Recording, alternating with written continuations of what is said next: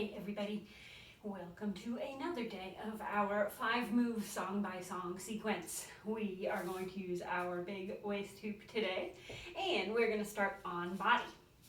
First move, for the first song, we're going to be waist hooping. The whole time we're going to be on tiptoes. We are going to be moving our arms, and we're going to be going up and down between our hips and waist. Tiptoes, moving arms up and down, hips to waist, and of course, reversing the direction of the hoop at some point.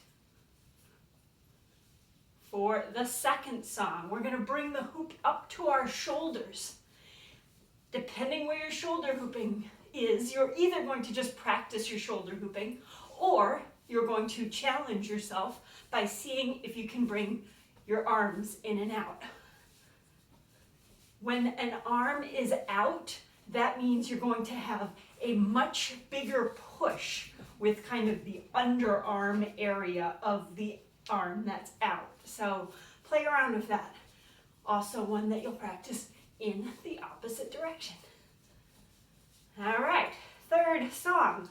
We're going to go up and down between our hips and our knees. Whatever way you go up and down, you're going to try not to go all the way to your waist. My dog is here. You're going to try not to go all the way to your waist. And you're going to try not to stay at your knees. So this is kind of like when we work mid-thigh, but it's going to be a different kind of control because it's trying to keep that hoop moving up and down. And you're going to try to do that in both directions.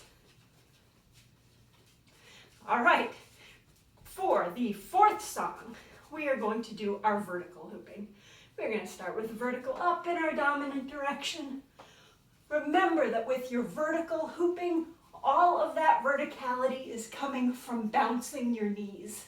You are going to be basically straight from your knees to your shoulders. You are not thrusting up with your belly or your pelvis.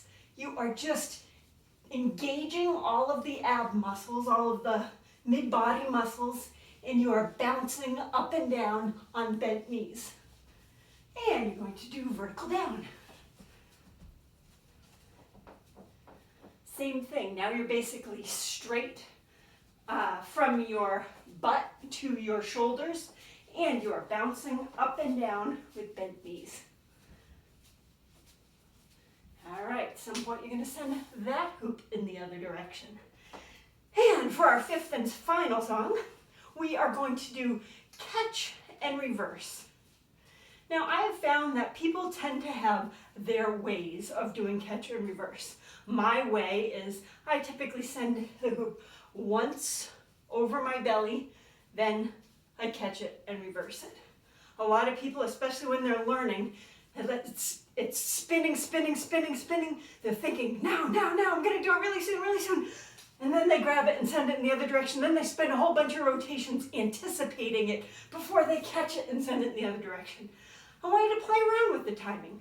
If you're more in that second description, like I just talked about, then try to reduce the number of rotations. If, like me, you're kind of minimalist with this, then try and increase them.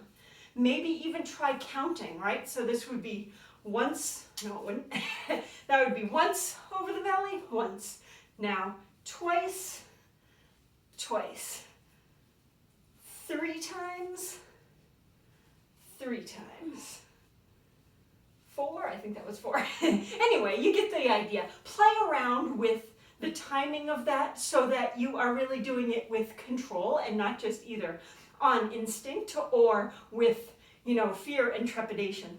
And of course, the good thing about catch and reverse is you're constantly reversing the direction of the hoop, so we don't need to switch the direction on purpose. It happens all the time.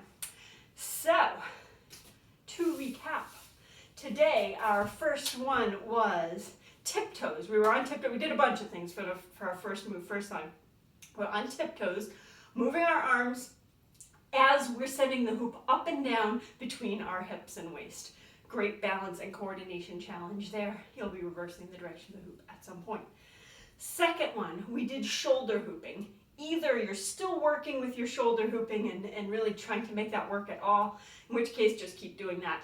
If you have even some shoulder hooping success, then you're going to see if you can bring your arms out, alternating arms or elbows, if you think of it that way, out of the hoop. Fun challenge, also reversing the direction of the hoop. Third song was going up and down between our hips and our knees. So for a lot of people, that is going to be going between your hips and the floor, right? But it's great leg control practice. So see if you can find that engagement of those muscles. See if you can find what it takes to move the hoop down and move the hoop up, which is very different. It's going to drive you crazy. That's all right. It's only for a song, right? You can practice it for the length of the song. Next one, we did vertical hooping. Vertical up, vertical down, sending the hoop in both directions. And we finished up with catch and reverse. Catch and reverse, playing with the timing. So if you typically do just sort of once across your belly, or you typically do a gazillion times, change that up. See what you can play with and find different kinds of control there. So, hope this was a good little exercise bout for you today. Hope you're doing well, and I will see you tomorrow. Take good care. Bye.